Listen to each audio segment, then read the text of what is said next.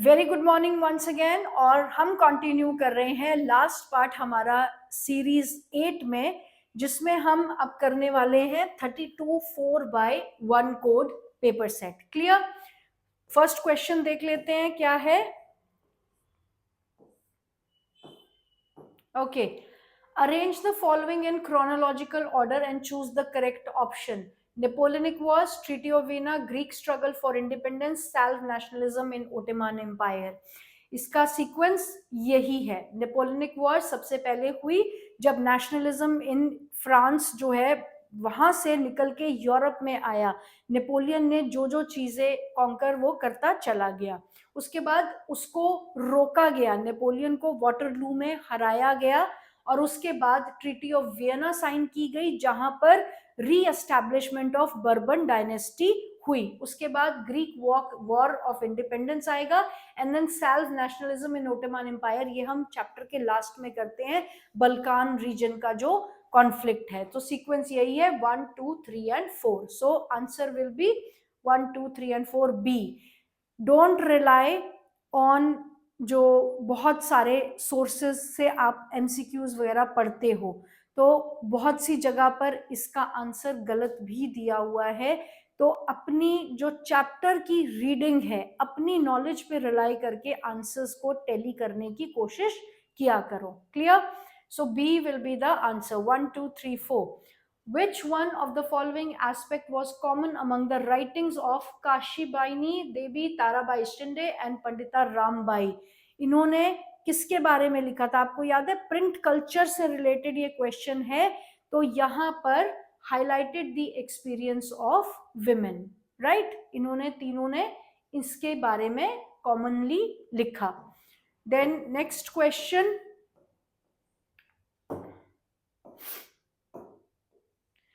there were three important developments that greatly shrank the pre-modern world. Identify the incorrect one from the following option. Making of the global world में ये एक statement है कि the world shrank greatly. किस वजह से shrink हुआ? Flow of trade, flow of labour, flow of capital, flow of technology. हमने इनकरेक्ट वन चूज करना है। ट्रेड सही है, कैपिटल सही है, लेबर सही है, इन सब का फ्लो बढ़ रहा था, इसलिए दुनिया जो है बहुत छोटी लगने लगी। लेकिन टेक्नोलॉजी उस वक्त पे डेवलप ही नहीं हुई थी, तो flow of technology is the wrong answer. हमारा D will be the answer. Who among the following improve the steam engines? James Watt, right? ये इंडस्ट्रियलाइजेशन से क्वेश्चन है, so it is not there in your, ये internal assessment में है सिर्फ। Okay, which one of the following is an example of ferrous metal? ferrous metal, copper, bauxite, tin, nickel. So it is nickel. nickel आपका ferrous metal होता है। match column 1 with column 2 and choose the correct option.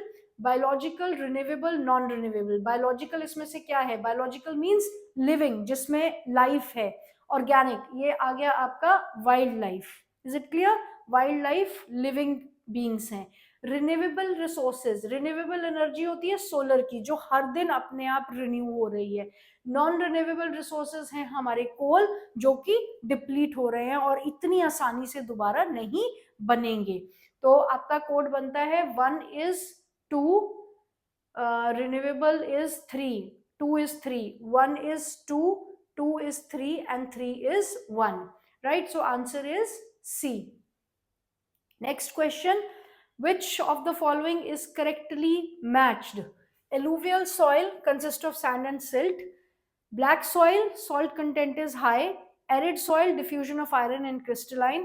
Laterite soil, made up of lava. ये तीनों गलत है नीचे के। Black soil made up of lava होना चाहिए, एरिड सॉइल आपका सॉल्ट कंटेंट इज हाई। इसलिए हमारी जो स्टेटमेंट है alluvial soil consist of sand and silt, A is the correctly matched option. उसके बाद which of the following country has better rank in human development index? Afghanistan, India, Myanmar, Nepal. हर बार श्रीलंका श्रीलंका दिमाग में मत रखो, आप गिवन ऑप्शंस में से पूछा गया है। Is it clear? तो वो इंडेक्स को अपने दिमाग में छाप के मत रखना कि उसमें श्रीलंका ही सबसे ऊपर था, तो Sri Lanka will be the option. आपको गिवन ऑप्शंस में से चूज करना है, अफगानिस्तान, म्यांमार, नेपाल या इंडिया में से कौन सी कंट्री है जो HDI इंडेक्स में बेटर है। So it is India. Is it clear? Question number 9.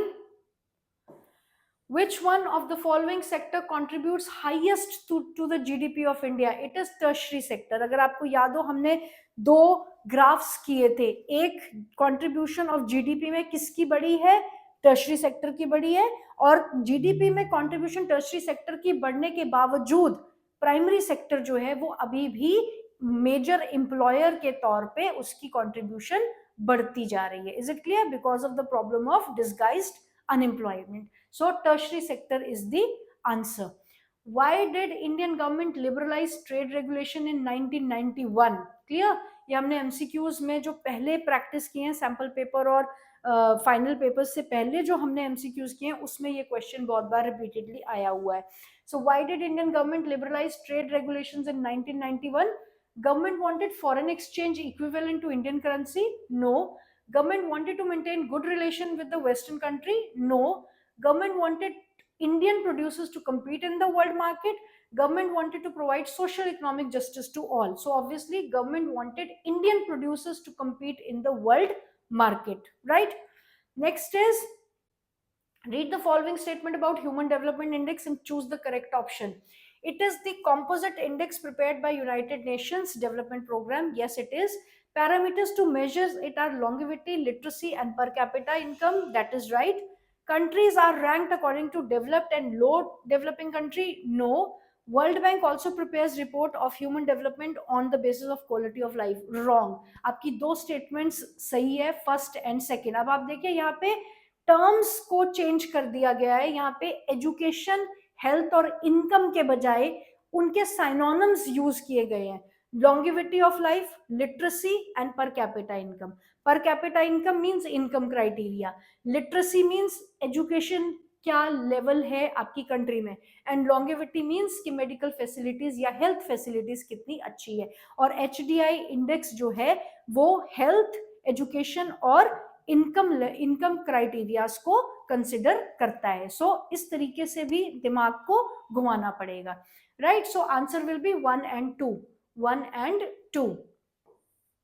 Question number 12. Read the following data and answer the question that follow. Comparative data of Haryana, Kerala and Bihar. Haryana, Kerala, Bihar. Infant mortality rate 37 and 32. Literacy rate 82, 94, 62. Net attendance ratio, कितने % बच्चे जो हैं वो school attend कर रहे हैं. हरियाणा में 61, केरला में 83, बिहार में 43. क्वेश्चन क्या है? How much is the net absence ratio? दिया हुआ है अटेंडेंस रेशियो, निकालना है एब्सेंस रेशियो. तो कैसे निकलेगा? हरियाणा का पूछा गया है. Choose the appropriate option from the given following. ठीक है, अटेंडेंस रेशियो जितने बच्चे आ रहे हैं उनको आप 100 से माइनस कर दोगे तो जितने बच्चे नहीं आ रहे वो आपका निकल जाएगा. 100 minus 61 is equal to 39. So 39A will be the answer. Clear है? Then which one of the following is a development goal of a factory worker? Factory worker के क्या development goal हो सकते हैं? More hours of work, better technology, more labor work, better wages. उसको better wages मिले, ये उसका developmental goal रहेगा. Which one of the following pair is correctly matched? Primary sector, flower cultivator. Secondary sector, milk vendor. Wrong.